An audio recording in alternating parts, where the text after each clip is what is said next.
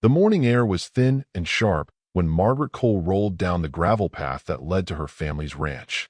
It had been 6 years since she last stayed there, 6 long years of managing her late husband's estate, caring for a sister with declining health, and handling the demands of clients who never quite understood how someone so quiet could be so powerful. The ranch had always waited patiently. A stretch of 160 acres in central Texas, not flashy, not landscaped to death. Just land, honest and sun-bitten. Scrub pines, mesquite trees, and a winding access road that crossed a single-lane culvert bridge before hugging the south border of the neighboring development, Pine Hollow Estates, a gated community with clean sidewalks, rigid bylaws, and a homeowners association that thought its reach extended just a bit further than it legally did. Margaret eased her truck to a stop at the bend where her access road met the development's outer gate. But instead of the open cattle guard she expected, there was something else, new, tall, unmistakable. A black wrought iron fence, complete with a heavy gate and a keypad entry system, stretched across the entire roadway like a line drawn in spite. She put the truck in park, got out slowly. The wind pressed against her as she walked toward the new obstruction. Her boots crunched gravel. At the base of the fence was a sign, "Private HOA Road, no through access, violators will be towed." Margaret stared at it for a long while. She didn't shout, didn't reach for her phone. She simply stood there, eyes narrowed behind her glasses, lips pressed into a line so thin it might have disappeared altogether. The road she had used her entire life, before Pine Hollow had a name, before the first HOA meeting ever convened, was now blocked. She turned around, drove back to the main highway, and used a rough side route that crossed the edge of an abandoned pasture. It added 20 minutes and scraped the undercarriage of her truck. But she made it. The ranch house was still standing, dustier, a little more weathered. But the rocking chairs were still on the porch, and the oak trees she and her father had planted back in '84 still shaded the drive. Inside, she made tea, sat at the old pine kitchen table, opened her laptop and pulled up the county plat maps. She traced the recorded access easement, filed in 1972, handwritten in blue ink on a faded page. Her family had secured it before the ranch even had electric fencing. There it was, a legal, recorded easement, 30 feet wide, cutting directly through the southern edge of what was now Pine Hollow. Not leased, not conditional, permanent, and now illegally blocked by an HOA. The absurdity made her smile. Not because it was funny, because it was familiar. She'd seen this play before. Margaret Cole had spent 30 years as a land rights strategist. She'd outmaneuvered energy companies in West Texas, forced mineral rights concessions from developers in 4 states, and helped indigenous tribes reclaim access corridors that had been lost for generations. Her specialty was quiet leverage. She didn't go to court unless she had to. She preferred deeds, contracts, pressure where it counted. She pulled up the latest Pine Hollow HOA filings, board members, bylaws, zoning records. She recognized one of the names, Jonathan Whitmer, HOA president, retired corporate litigator, big on protocol, bigger on arrogance. He'd once made headlines for attempting to trademark the name of a neighborhood park. She found his contact information on the last meeting minutes. Sent a brief email to HOA President, Pine Hollow Estates. From Margaret Cole. Subject, illegal fence, easement interference. This message serves as formal notice that the new access gate installed along the southern boundary road of Pine Hollow Estates constitutes an obstruction of a recorded easement. Ref. Volume 1145, page 283, Travis County Records. I request removal within 5 business days. Failure to comply will result in escalation. Respectfully, Margaret Cole, landowner. No threats. No theatrics. Just precision. The reply came within 24 hours. Dear Ms. Cole, the HOA is well within its rights to control road access for community safety and liability purposes. Your claim is outdated. All current roads are HOA maintained and governed by community bylaws. If you feel otherwise, we recommend contacting legal counsel. Regards, Jonathan Whitmer. She read it once, then again, then closed her laptop and reached for her file drawer. She didn't need legal counsel. She had something better. The deed, the map, the history, and the patience to let ignorance dig its own hole. The next morning, she visited the county office. The clerk remembered her, Margaret had taught a weekend seminar on rural easements there a few years back. Within an hour, she had what she needed: copies of the original access agreement, land survey confirmations, and the latest road maintenance assessments paid in error by the HOA for land they didn't own. That night, she walked down the blocked road on foot, traced the length of the fence, studied the gate, made notes. Then she filed 2 letters. One to the HOA, informing them of impending civil action for obstruction of a legal easement. The other, to the Regional Land Use Commission, offering to acquire the road's title outright, because the HOA had never bothered to verify whether their private road sat entirely on land they controlled. It didn't. 2/3 of the access road overlapped a utility corridor granted to Margaret's grandfather for drainage, with right-of-way that predated the HOA's development plans by half a century. And utility easements were publicly purchasable. She smiled as she filled out the paperwork. Because sometimes people don't learn when they're told they're wrong. They learn when they have to pay to drive over your land. The same land they tried to fence off without asking. And Margaret Cole was about to teach them that lesson. One toll at a time. Margaret Cole didn't slam doors. She opened files. While the HOA board of Pine Hollow Estates scrambled behind its wrought iron gate, firing off emails and waiting for their legal team to clarify the legitimacy of their claim, Margaret was already 5 steps ahead. She moved like water through a dry system, slow, patient, inevitable. On Tuesday, she submitted a formal request to the Travis County Transportation Easement Authority, referencing the 1972 corridor her grandfather had recorded when the land was still grazing territory. The corridor, at the time, was designated for livestock, drainage, and access to an old equipment barn, the barn long gone, but the corridor's still very much alive. The HOA had paved their main entrance road directly over that corridor. That fact alone might have earned a settlement or at least public acknowledgement. But Margaret didn't want acknowledgement. She wanted correction. And for people like the board at Pine Hollow, who dealt in fear, control, and assumption, correction had to come through consequence. She paid the $200 administrative filing fee in cash, submitted supporting documentation, and attached a short cover letter. Request for transfer of partial easement title for legal access improvement, private jurisdiction. Her name was signed with the same steady hand she used when signing property acquisitions across 4 states. Her tone was polite. Her intent, unshakable. 3 days later, her request was approved. She now owned, outright, a 22-foot wide swath of paved road cutting through Pine Hollow's southern entrance, legally a public access corridor, now designated private through easement consolidation. In simple terms, she controlled their back gate. But that wasn't the twist. The twist came next. The next morning, she hired 2 contractors from the nearby town of Weatherby, 2 brothers who specialized in fencing and gate construction. She'd used them once before on a boundary dispute between 2 churches arguing over a strip of shared parking. She remembered their honesty, their punctuality, and, most importantly, their silence. They installed a custom toll gate at the beginning of the easement road. A sleek, solar-powered arm, no HOA branding, no keypad access. Just a sign overhead that read, "Private access road, toll required." Under easement law, by entering this roadway, you agree to the posted toll. Standard vehicle, $3. HOA delivery vehicles, $5. Heavy equipment, $12.50. Non-payment will result in citation under Title IX, Section 442.2 of Travis County Access Law.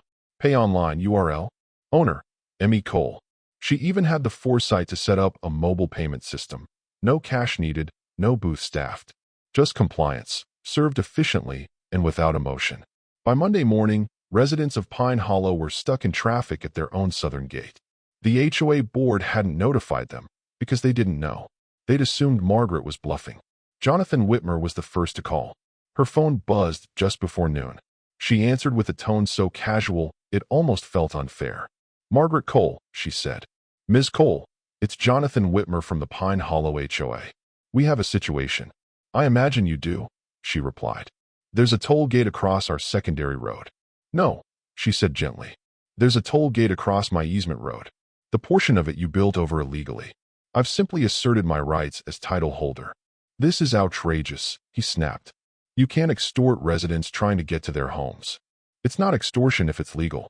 It's a use fee, she said. Plenty of communities pay for road access. I'm just following your example of policy enforcement. You'll be hearing from our attorneys. I hope so, she said, because then they'll have to read the land records. Should I prepare copies for them, or would you prefer they dig through the archives themselves? He went quiet. Margaret waited. Then she added, Jonathan, I'm not doing this out of spite. I'm doing it because you blocked a gate to land that's been in my family longer than your HOA has existed. I gave you 5 days' notice. You gave me a fine fence and an empty threat. He cleared his throat.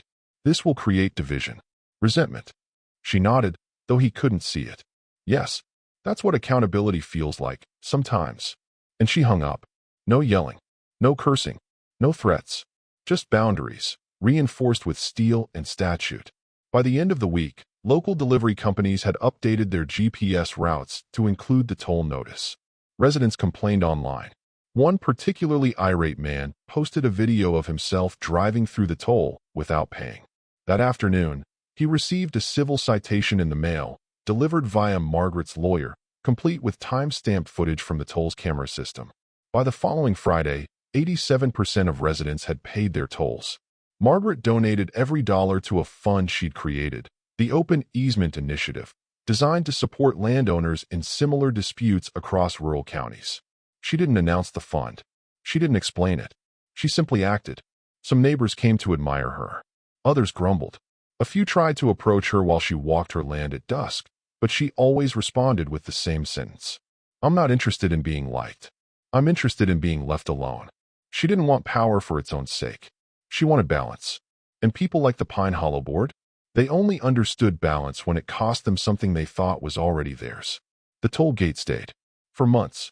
And over time, residents stopped complaining and started adjusting. Deliveries resumed. HOA meetings became quieter. A new board president was elected, someone younger, humbler, and more likely to ask questions than issue ultimatums. The fence at the original boundary? Still there. Margaret never asked for it to be removed, because she liked what it symbolized now. Not exclusion, but revelation.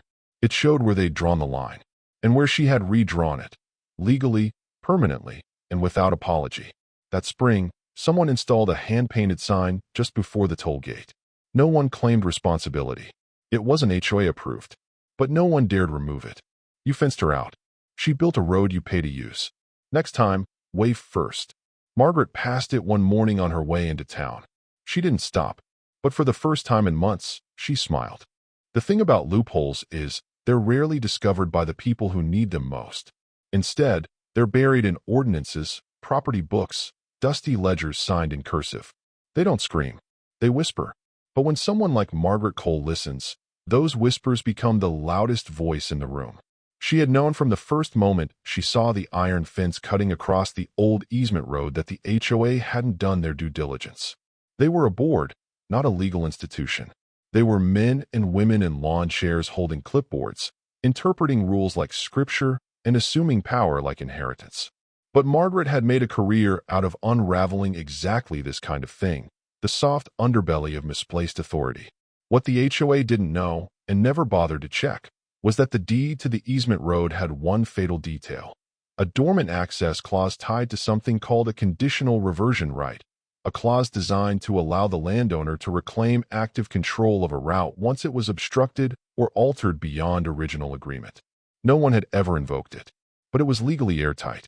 And after the fence went up, Margaret triggered that clause without a second thought. The Travis County office processed her paperwork faster than expected. The legality of her ownership was no longer in question. The toll road, the easement, the gate, it all stood on the foundation of one small oversight in the HOA's expansion plans. They had paved their road across private land, locked out the landowner, and assumed compliance. What they got instead was a toll booth, a camera system, and a woman with the patience of stone. For the next 6 weeks, the neighborhood adapted like all communities do when confronted with uncomfortable truths. Some residents paid their tolls daily with tight jaws and muttered curses. Others began waving politely at the camera, almost sheepishly, as though they understood the message now. There were a few who tried to drive around the system, hopping curbs or using the rocky pasture roads, but those eventually gave way to flat tires and scraped exhausts. Margaret never said a word. She never stepped onto HOA land, never attended their meetings.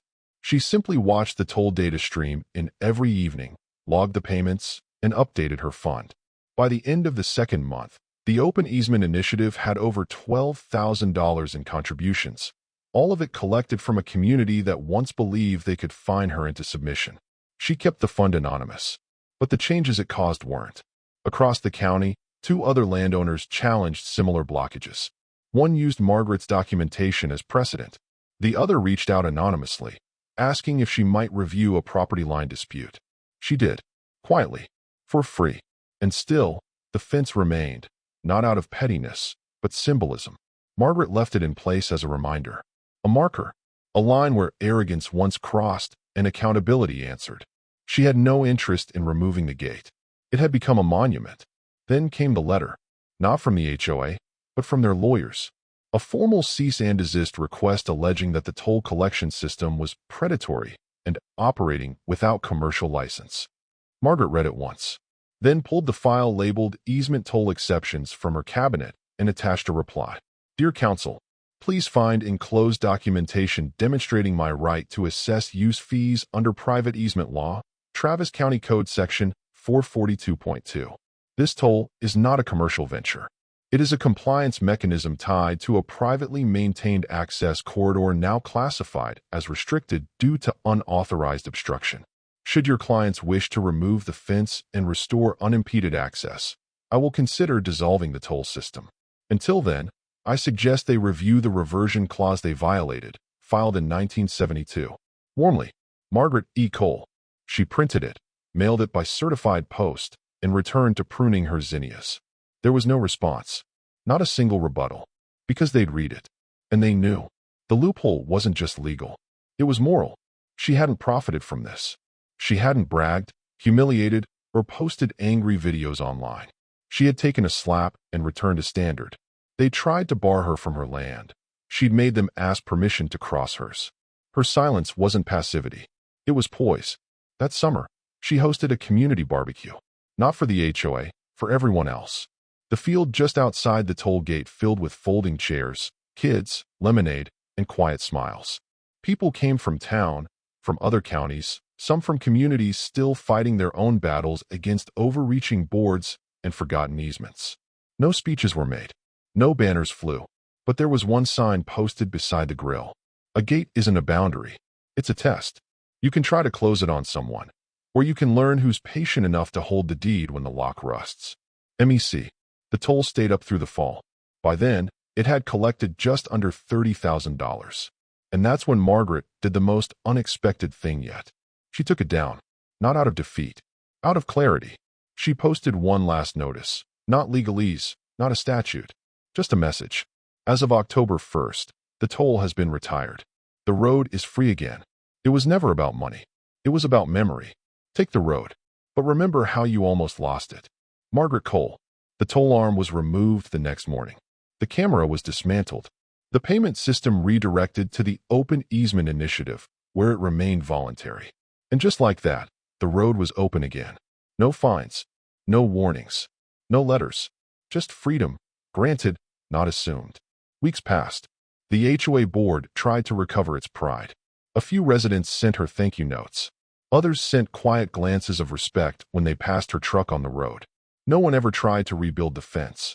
They understood now. Because Margaret hadn't just defended her access. She'd redefined theirs. At the end of October, the mayor of Weatherby called. She wanted to honor Margaret at the county meeting, recognize her for clarifying rural land rights through extraordinary restraint. Margaret declined. She didn't need recognition. The road was enough. By the time the last remnant of the toll gate had been dismantled and wheeled into the back of a contractor's pickup, the residents of Pine Hollow weren't sighing with relief. They were silent with reckoning. The toll was gone, yes, but the effect lingered in the air, soaked into the asphalt, like the smell of rain after a hard storm. The road had become a lesson, not a detour, not an inconvenience, a lesson. And Margaret Cole had become something else entirely. Not an enemy, not even a neighbor, a symbol. She had never raised her voice. She hadn't posted dramatic videos or gone to war in court. She'd done the one thing that rattled people used to winning by default. She'd followed the rules better than they had. For some, that was unbearable. For others, it was the first honest thing they'd seen in years. The toll booth's removal didn't mark surrender, it marked arrival. Margaret hadn't needed the toll. The funds had gone straight to the Open Easement Initiative, which by that point had already supported 3 other rural property owners in disputes like hers. One of them, a widow in Burnett County, had written her a letter in a trembling hand, thanking her for showing them you can still win by being dignified. Margaret kept that letter folded inside her favorite book, a leather-bound edition of The Nature of Order, and reread it when the world got too noisy. Back at Pine Hollow, the HOA board, quietly reshuffled after a special election, had shifted its focus. The bylaws were amended with a line that read, "No structure or policy shall interfere with recorded private access corridors without confirmed third-party title analysis." That clause hadn't existed before Margaret.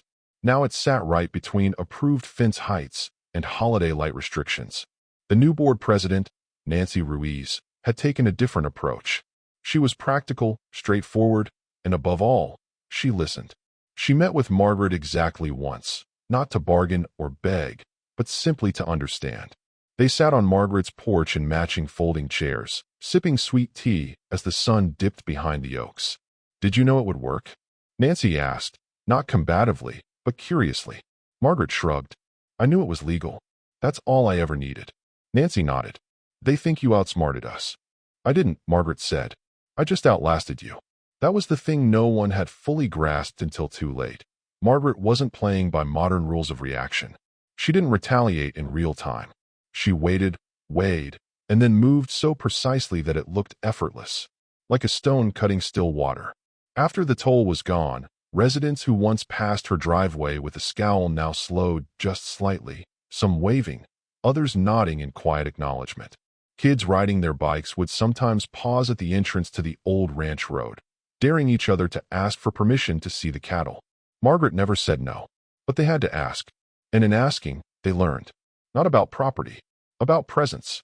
One Saturday morning in November, a group of high schoolers from the nearby FFA chapter showed up with a clipboard. They asked if she'd let them host their annual land stewardship day on her property. Plant native grasses, repair fencing, learn how to manage land from someone who clearly knows what they're doing. She agreed on one condition: no selfies. "I'm not here to be admired," she told them. "I'm here because my father taught me to leave things better than I found them."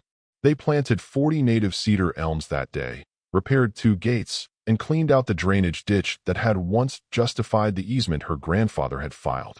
She fed them sandwiches and peach tea, then sent them on their way with handwritten field notes on how to read soil. That story spread through town faster than the toll road had. Margaret didn't notice, because she didn't need to. She wasn't building reputation. She was restoring balance.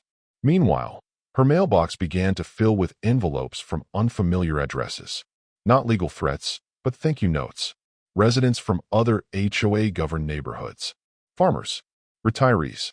Widows. A man from New Mexico wrote a 3-page letter about how he'd given up trying to regain access to his family's well road, until he read about what she'd done. He enclosed a $5 check made out to the Open Easement Initiative. She never cashed it. She framed it. Because sometimes $5 is more valuable than $5 million when it's given in belief. In late November, Margaret attended a public zoning meeting. Not to speak, just to watch. She sat in the back, dressed in the same cardigan and boots, a legal pad balanced across her knees. When a young woman stood to protest a commercial project that would reroute access to her family farm, the room stirred with murmurs. Margaret raised a hand. The room felt quiet.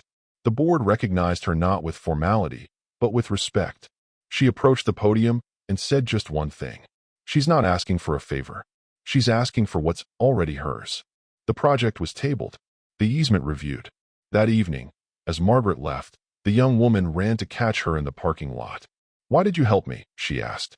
Margaret looked at her for a long moment. "Because someone helped me once. By teaching me to read deeds instead of just signing them." December rolled in slow and gray, the trees shedding their leaves in soft spirals. Margaret spent her mornings walking the perimeter of the ranch. The old oak still stood at the far corner. The fence had been replaced where the HOA had once cut across. Now it was hers again, uninterrupted. And at the road? Nothing. Just open sky. The toll booth gone, the gateposts dug out, the path flat and clear. But even without any physical sign, every resident knew where they were the moment they crossed it. Because the road had been a toll road. But now, it was something deeper. A reminder of what it costs to mistake silence for submission. Of what it means when someone decides not to fight you, but to make you pay for choosing the fight. And when the final tally came in from the Open Easement Initiative, $31,384 in tolls, all redirected to landowners like her, she wrote one last letter. Not to the HOA, to the town, to whom it may concern. I hereby release claim to the toll rights along the Pine Hollow Corridor easement, effective immediately. I do so without demand for repayment or recognition. My condition is simple. The road shall remain free, unblocked, and equally accessible to those who live near it and those who do not. Land belongs to those who understand it. Power belongs to those who know how to use it. I've done both. Sincerely, Margaret E. Cole. They filed it, stamped and recorded. No fanfare, no audience. But every driver who crossed that stretch afterward did so with a little more awareness, a little more humility, and a little less assumption. And that, in the end, was the toll she had truly meant to collect all along. The cold came in slowly that year. Not the hard, northern freeze that cracked pipes and dusted every tree with silver, but the kind of winter that hums low, where the earth cools with each passing dawn, the birds grow quiet, and time slows into stillness. It was December on Margaret Cole's ranch, and the road was quiet again, but not forgotten. Each week, trucks rumbled over the gravel turn-in, slower now, cautious even. Every visitor, from townspeople to landowners, even the occasional journalist hoping for a quote, passed over that 22-foot strip with a silent understanding. There were no tolls, no gate, but something had changed in the minds of the people who traveled it. They didn't assume anymore. They noticed. They looked. The road had been paved for decades, but now it felt new. It wasn't just the concrete. It was what it had become. A reminder of the kind of woman Margaret was. Not flashy, not loud, but permanent. That December, Margaret began cleaning out her father's old barn. Dusty wooden beams, cobwebs clinging like ghost threads from the past, and a few broken-handled tools leaning in the corners like tired soldiers. It was the last part of the property she hadn't restored since she moved back. She worked each morning with her sleeves rolled up and her mind unbothered. And while she worked, word spread again. Not about the toll gate. That had run its course, but about what she had done after. Because Margaret didn't just release the road. She repurposed it. In January, she filed a proposal with the county to convert the old easement strip into a public heritage corridor. Not a park, not a donation, something in between. A privately held parcel with public access, steward, not surrendered. She called it the Passage Project. It wasn't just symbolic. It was legal, a model. She included language that ensured no future governing body, HOA, or developer could ever claim exclusive use of the road again. No fences, no gates, no committee votes. Just a signpost at each end, cast in iron and etched by hand, reading, "The passage. Not every fight is loud. Not every gate needs a lock. This road was paid for by silence, by resolve, and by one woman who knew her land better than the men who tried to take it. Walk it, ride it, cross it, but do not forget it."